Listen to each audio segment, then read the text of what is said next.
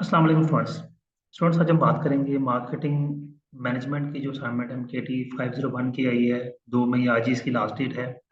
ठीक है, कुछ स्टूडेंट्स ने मुझसे कांटेक्ट किया सर ये असाइनमेंट थोड़ी सी हमें क्लियर कर दें। असाइनमेंट बड़ी सिंपल है, कोई टेक्निकलिटी नहीं है।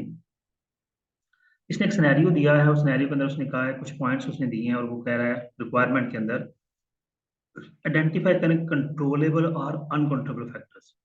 ये जो उसने पॉइंट्स दिए हैं ना, जैसा ये गुड्स एंड सर्विस कैटेगरी है, ये बिजनेस के लिए कंट्रोलेबल फैक्टर है या अनकंट्रोलेबल फैक्टर, ये बताना है। तो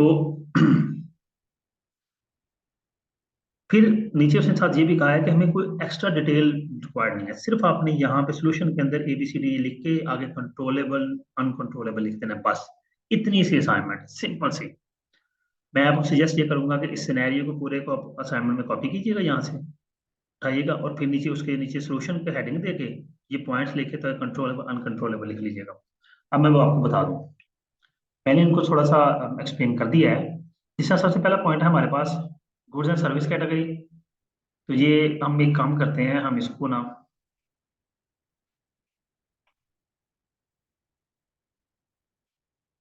जी दो हिस्सों में कर लेते हैं डिवाइड, ताकि हमें इसको देखना आसान हो जाए। ये जी हमारा आ गया सिनेरियो और ये हमारी असाइनमेंट आ गई।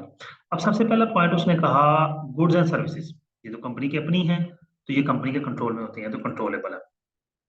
फिर उसने कहा culture that exist inside the organisation, organisation के अंदर का कल्चर है तो ऑर्गेनाइजेशन जिस तरह का मर्जी डेवलप कर सकती है, कंट्रोलेबल है।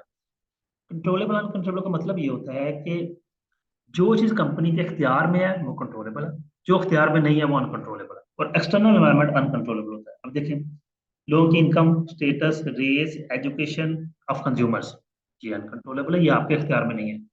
न्यूमेरिकल गोल्स ऑफ ऑर्गेनाइजेशन, ये कंट्रोलेबल है। फिर planning and research done by the competitor, competitor ने जो किया वो आपके कंट्रोल में नहीं है, आपने अपनी डिजाइन करनी है। लॉज, रूल्स, कंट्रोल, पॉलिसीज, ये भी आपकी गवर्नमेंट की है, आपकी नहीं है, तो अनकंट्रोलेबल है। फिर types of ownership and specific business of the company, ठीक है, कौन सी ऑनरशिप होगी, क्या स्पेसिफिक बिजनेस होगा, ये कंट्रोलेबल है। Rate of growth, sector factors and trend of economy, ये अनकंट्रोलेबल है।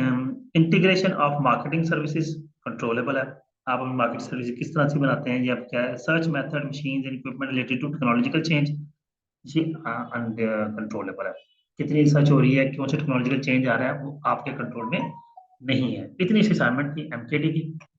उम्मीद करता हूँ आपकी अंडरस्टैंडिंग होगी। इसके आगे थोड़ा सा आगे डिटेल मैंने लिखी हुई है ताकि आप उसको आसानी से अंडरस्टैंड कर लें, आपने ये डिटेल नहीं।